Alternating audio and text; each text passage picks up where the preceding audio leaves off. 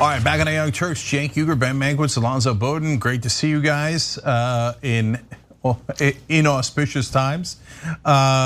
We got a great guest for you guys in a second, but let me catch you guys up on something very important.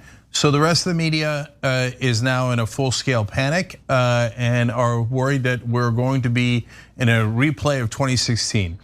That's not where I am. I think this race is very much winnable by Joe Biden, and I've got it at now all the way down to 52-48 Biden. Okay, now it's really close, but I still think he's favored to win because Trump does have to win Ohio and Pennsylvania, and even then he could still lose. But having said that, it shouldn't be anywhere near this close. And one of the most important things, because we could be headed towards a tie, is who wins Nebraska's 2nd district. Well, boy, do we have the perfect guest for you guys. Kara Eastman, the Democrat running in Nebraska's 2nd district, joins us now. Kara, hello. Hey. Kara, first break down the results of your race in the 2nd district as things stand right now. All right, right now we are down 6,000. That the part of CD2 that is in Sarpy County, all of those votes have been counted, and that is definitely more of a Republican stronghold than Douglas County. I won Douglas County in 2018. So now we've got more drops coming at 10:45, 11:45, 12:45, and 1:45 Central Time. So if any of you want to hang out with us, come on down or jump on some kind of Zoom with us. It's going to be a long night. But we've got 4 more drops that haven't come in eastern corner of the city. So being down by 6,000, that's 3%. I went home in 2018 and I was down by 4% and ended up losing by 1.9%. So it looks good, but it's going to be a long night. Yeah, and do you have any idea how Joe Biden is doing in that district? Joe Biden is doing well. I don't have the numbers in front of me, but he is doing well, and people are saying could be the tiebreaker.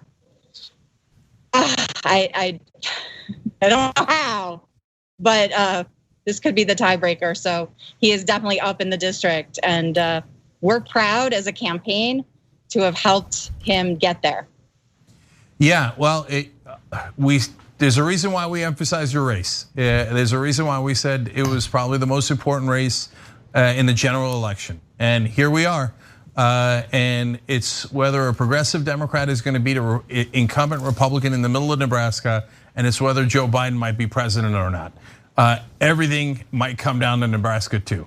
So, Kara, look, I know you, and I know that you've given 4 long, hard years to this and fought with every fiber of your being, and I know that it's maybe it's a tough time to be frank about the Biden campaign. But I'm going to try anyway. And I have no idea if they were great, if they were bad. I have no idea, right? Was there a big presence from the Biden campaign in your district? Yeah, absolutely. And we worked in tandem with them, and we've always been proud to do that. This election is too critical for Democrats to be divided in any way. So it is time for us to come together, and hopefully we did it enough to push us over the edge. All right, Kara, I know we got to let you go. We appreciate you joining us, and I got to tell you, I remember that nail biter in 2018 in the primary where you came from behind and won at a very late hour, just as we're about to sign off. So ain't nobody going anywhere. Okay, we're gonna count all those votes in Nebraska too, and it might make all of the difference. And thank you for fighting so hard for not just progressives, but in this case for all Democrats. They might rely on you to carry the day, and that 4 years of hard work might decide everything at the end. So thank you for joining us, and thank you for putting that hard work in, Kara. Thank you. It's an honor. It's an honor to be here with you tonight. Thank you. All right. Thank you so much. Okay. Ben and Alonzo, first time I'm talking to you guys tonight. Alonzo, let me start with you. We were here 4 years ago. Here we are again. What's your take on how things are going so far? Okay, let me say first of all, I didn't want to be here, Cenk. I feel like it was jinxed, and I shouldn't have come back. That we had to change everything. I didn't want to do this. It's like an episode of Black Mirror, right? I'm telling you. You know, you said it. It's close, and there's no explanation for that. How do you logically explain these things? The one that's blowing my mind is Michigan. I'm looking at this map here and seeing Trump's lead in Michigan, and I'm like, what? Like, have you not been around the last 4 years? What's going on in Michigan? And I'm very suspicious of this thing with Wisconsin saying we're not going to count them until 6 a.m. tomorrow. Like, what does that mean? What are you waiting for? You know, I don't know, Cenk. It's too. The pundits are all. It's too close to call or whatever. I don't know if I qualify as a pundit being here right now. I don't even know if I'm cautiously optimistic, man. I'm leaving. I got it. Just cautious. That's all. Not optimistic. Not necessarily pessimistic. Just cautious. Well, look, guys. Ben, let me bring you in here because this is such an unprecedented election because of the mail-in ballots that it's literally impossible to make heads or tails out of it. So let me give you the numbers as they stand now. In Minnesota, with 44% reporting, so the percentage reporting here in the Midwest was going to be very similar. 44% reporting, Biden has an 18-point lead. Michigan, 41% reporting. They're supposed to have similar results according to the polling. Trump has an 11-point lead. Pennsylvania, 42% reporting. Trump has a 15-point lead. So I assume, especially in a state like Pennsylvania, where we have better information, that it is not the mail-in ballots. The mail-in ballots are going to get counted slower, and so this is more of a lead. That's the red mirage that we talked about in the beginning, where Trump appears to have a lead, but it's actually not a lead. On the other hand, tonight we've seen Biden have a lead that wasn't a lead. So I'm not asking you to make heads or tails out of it, Ben. I'm just saying that given the mail-in voting situation, is it even possible to guess what's going to happen in a state like Pennsylvania? No. That's it. No. Yeah. I enjoyed being here tonight, Cenk. So you're both going to leave. I'll carry it from here. So first of all, but it isn't all that the absentee ballots were counted. I mean, we know that Philadelphia County has 250,000 absentee ballots, and they've said they're not counting them tonight. Those are overwhelming Biden votes, right? I mean, at a bare minimum, he's winning that, 225 to, I can't even add it up right, but 150 to 50, or that's not right either. It's likely at least 100,000 votes more for Biden. So we don't know, and what we used to know, of course, was the votes were being counted. You'd look at where they weren't coming from. Now we have this way of saying what Joe Biden's vote total is in the absentee ballots. That's what MSNBC was doing all night. It was super helpful. And you'd see, hey, won 68% of these votes, and Hillary Clinton only won 59% of them. And then that would get whittled away. Doesn't mean every state is doing it that way. Ohio had the absentee ballots counted, but they still have a lot of big cities to come, which seems like it'll get closer. I don't think there's any way Joe Biden wins it. But you could certainly make an argument that if Joe Biden loses, if Hillary Clinton lost Ohio by 9 points and Joe Biden loses it by 4, that bodes well for Pennsylvania. Except some counties in eastern Ohio that border western Pennsylvania, Trump, or at least one, he flipped. So maybe that says that western Pennsylvania is going to go for Trump in a way that it didn't do before. We don't know, and we're not going to know tonight, clearly, and neither Georgia also. All these votes that haven't been counted yet in Georgia, they got some problem, and they're going to sort it out tomorrow. All right, one thing seems clear. Since it's not a blowout, we're now in territory where the race has become stealable.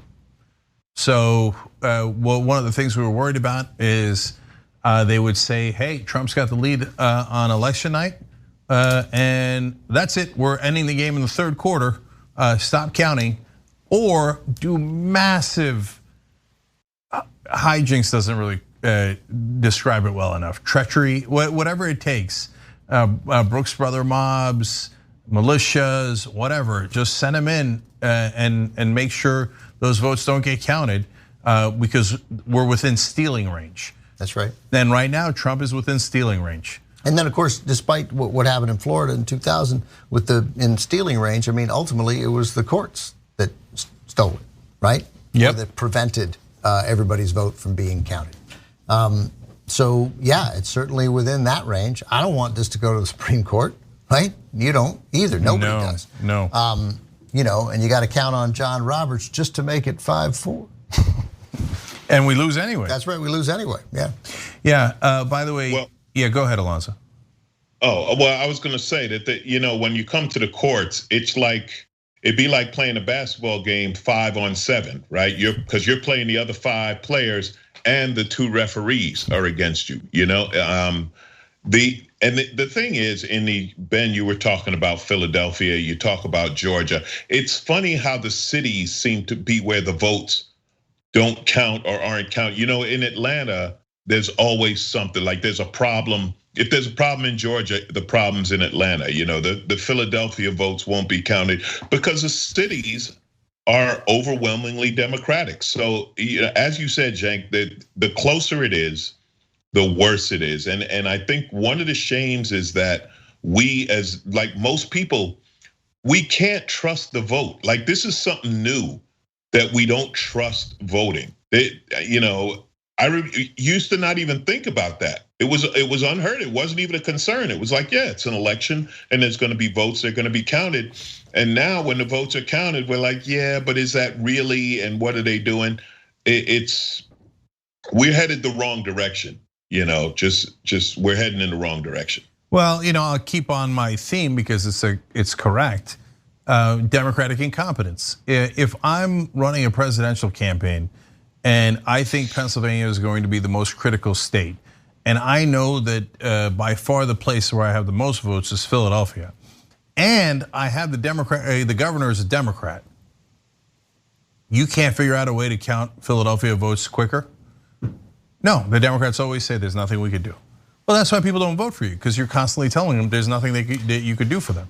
Ever. So I just want to point out, when you say that people won't vote for them, I mean, Democrats have beaten Republicans in every election since 1988. I'm not even arguing your point, because I just always want to remind people the Republicans have won once since 1988, but they keep electing presidents. Well, I mean, that proves my point. So I said it was an argument. Yeah. So we won 2 popular votes. We bungled it away. We have a massive edge in demographics. We have a massive edge on policy. We have a massive edge on everything. And yet somehow the Democrats can't find a way to win. They can't actually get into office. Well, because you got to get in the mud. You got to fight dirty. You got to cheat. There, playing by the rules when there are no rules, and the other teams making the rules as they go, is stop trying to be the good guys. All right, win, and then change the rules yourself. But they trying to be honest. They go low, we go high. No, go low, get in the mud and fight for these things, and don't let it go. That's going to be the only hope. This just isn't working. I agree with. I know, Cenk. Well, I think we both might say the relative same thing. The important part is the fighting. Like, if you fight well, you don't even have to get in the mud, right? I mean, I agree with you, and I agree totally with the sentiment. When you need to get in the mud, you get in the mud. But changing the narrative, right? Making it clear that you're not this party that is constantly looking to reach across the aisle and doesn't really stand for anything. I mean, stand for stuff. That's first. You stand for stuff, you start swaying public opinion, then you don't have to get in the mud. And then when they get in the mud, you're like, look at them getting in the mud because they don't want people to have health care. That's despicable, right? But we're all afraid of that kind of language. Yeah, I don't know if you'll like this, Ben, but it's definitely the media's fault. Because the minute any of us on the Democratic side get in the mud or go low, the media rains down holy hell on you. How dare you, you uncivil sons of bitches. How dare you, that guy raised his voice as a Democrat. Shut up, ban him, get him off the air. Bernie Sanders, you're banned. That's it. We all hate you. You're going to execute people in the middle of Central Park. Everybody rally around Biden. He's going to do nothing. He's going to be soft-spoken and do bipartisan commissions. They love that stuff. They love it. They enable it, and it's a cancer. Name one strong Democrat the media has ever been in favor of. No, I mean zero, none. That's not true. And I don't. Name one strong Democrat they don't despise. I'll leave not because I don't love you, because I can't bear it tonight. But the issue, you got a party that is based solely on. I agree with you to some extent, and this is why. You got a party that is totally willing at any time to tell any sort of lie that suits them. And then you have a media that does not know how to handle that, right? And that craves what you talk about, craves bipartisan commissions. And the right has exploited that craving. And both institutions that we're talking about, the left, or at least the mainstream left in the Democratic Party, and mainstream media, mostly on television, has not figured out how to deal with it. And it got worse in 2016, and it's gotten worse every month since 2016. And yeah, there were some shows that ripped Trump, and then it just became shows that ripped Trump. And I think they stopped having an effect. Still haven't figured out how to deal with deceit and untruths on a regular basis. No, but it's not just that. They actively campaign against strong Democrats. I don't think that's true. Nina Turner's a strong Democrat. #1 most despised person by mainstream media. I mean, where's that poll? Okay. You think you don't think corporate Democrats and media can't stand Nina Turner?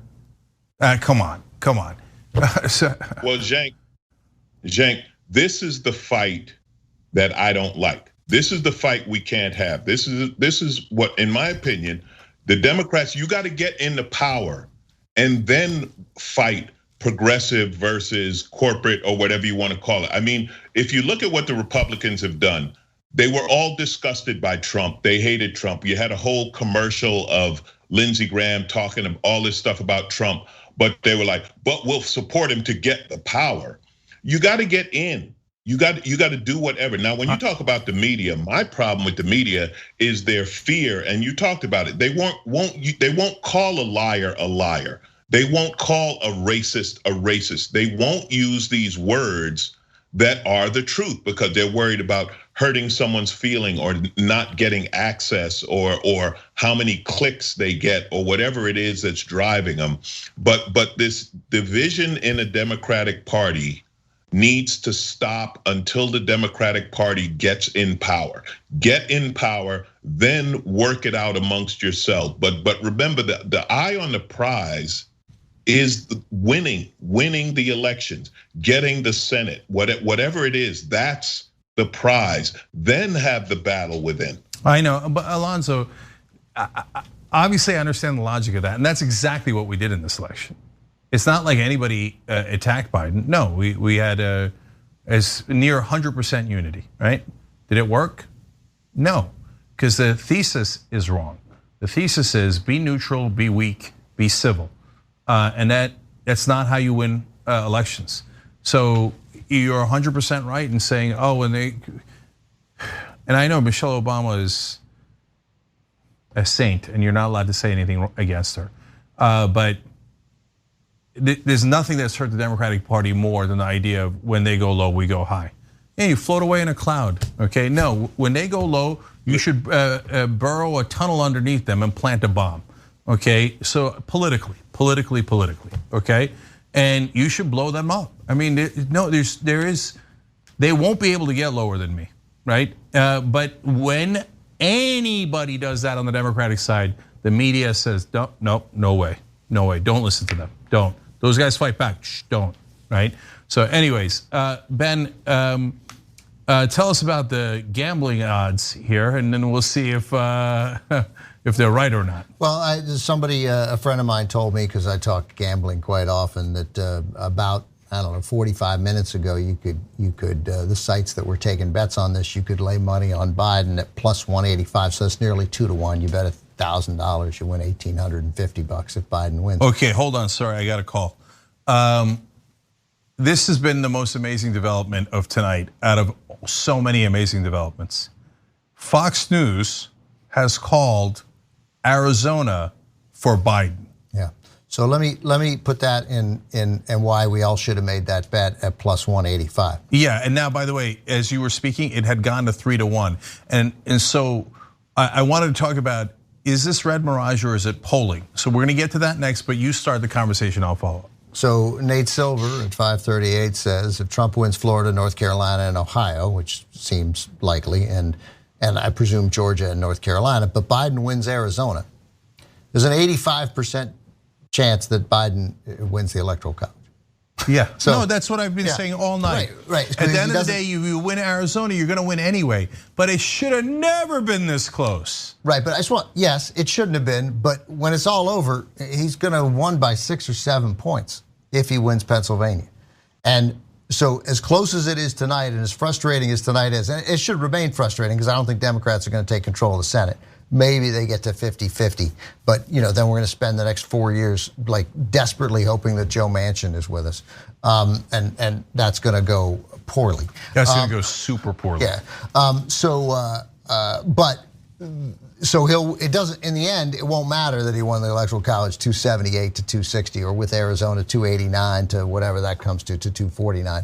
If he wins by 6 or 7 points, it'd be a fairly dominating win, and it adds some energy to states to get behind this electoral college, popular vote electoral college compact, where we remove the electoral college that nearly here, even if Biden wins, but if Trump wins for the 3rd time in 6 elections, the guy who got fewer votes wins. It's insane. So obviously a win in Arizona changes the dynamic. I went into this quickly. You'd think that you wanted to have some protection against losing Pennsylvania, although as Alonzo pointed out, right now he's getting killed in Michigan, which would make Arizona irrelevant unless you win Pennsylvania. But you wanted protection against Pennsylvania, so you needed Florida, North Carolina, Georgia, or Arizona.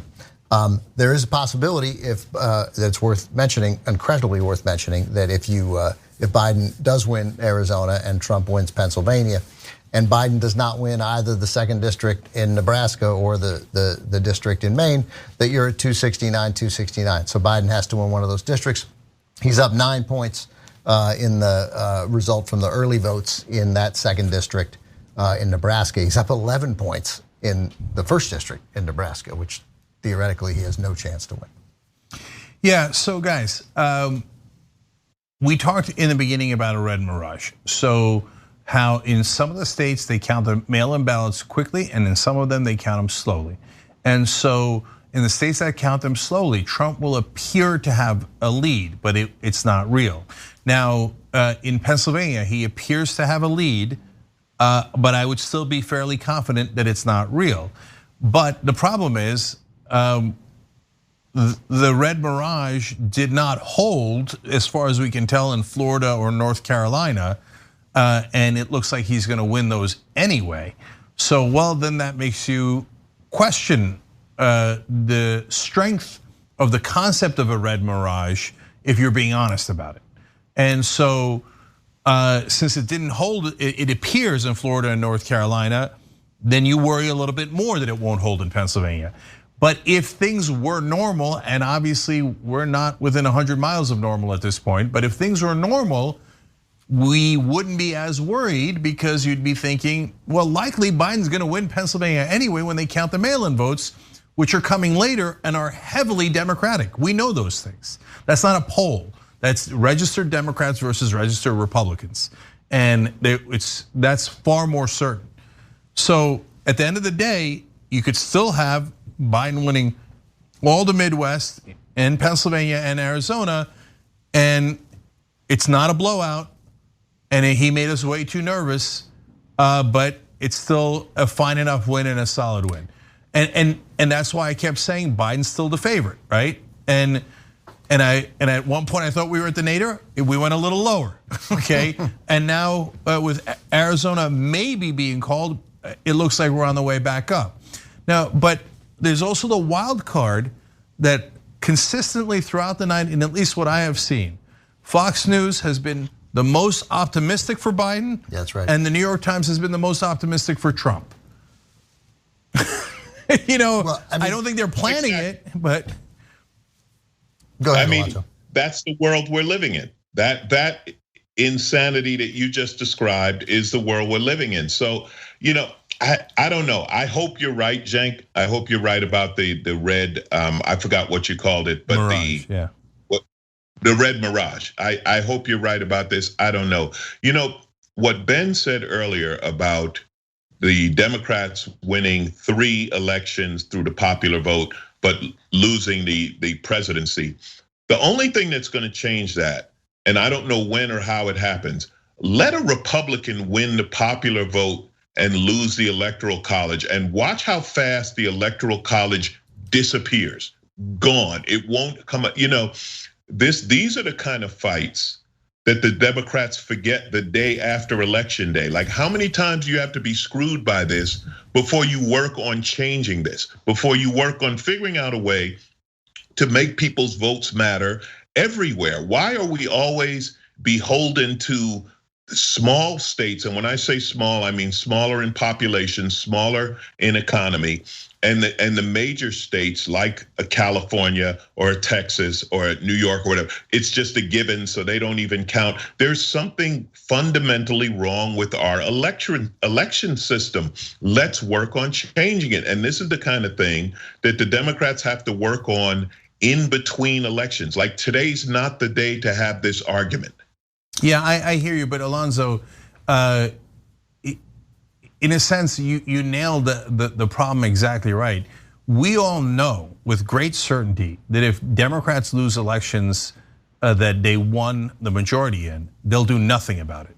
And if Republicans ever lost an election that they had the majority in, they'd rip the country apart to change it. That's strength versus weakness. And we all, whether we say it out loud or not, everybody in the country knows in their bones that the Democrats are weaker. That's a massive, massive problem for the Democratic Party. All right. I don't know, Cenk, I didn't mean to interrupt you. And I understand what you're saying about weaker. I think the problem is the Democrats are spread too broad, too many ideas, trying to please too many people. The Republicans at the end of the day, I have a friend, she put her money where her mouth is. When Trump won, she moved to Canada. She was Canadian, she had lived in the United States. He won, she said, okay, I'm getting out the country. But she put it really simple. The Democrats can't come up with a good slogan. The Republicans, it's just simple ideas, right? They're gonna take your guns, or they're killing babies, or and it could be nonsensical. It doesn't have to be true, but it's simple. Then the Democrats go into nuance. I mean, Trump has been lying about having a healthcare policy for coming up on 5 years. We know he doesn't have a plan. He doesn't have a policy. They're believing that he's going to help the people with pre-existing conditions while he knocks down pre-existing conditions. I don't know if it's weakness or you're aiming too high. You're aiming too high. Simplify, make people understand it. A simple statement is easier to get behind. Yeah, but I think Alonzo, that actually suits Cenk's argument. Like, stop with your nonsense of we're trying to bring dignity back and reaching across the aisle. Take a stand on something that people want, and we know that polls show that the Democratic positions on almost every important issue is either solidly supported to overwhelmingly supported. So support those issues, run on those issues, and then at least for the presidency. And I'm telling you, for a lot of these Senate seats too, you look at the Democratic candidates who seemed strong. Find candidate. Look, it's not an accident that the last 2 Democratic presidents, who were too centrist for most people here at the Turks, certainly Bill Clinton, these were dynamic guys, unbelievably dynamic guys, lit up the room, made their point strongly without a sense that they were making fun of the other side.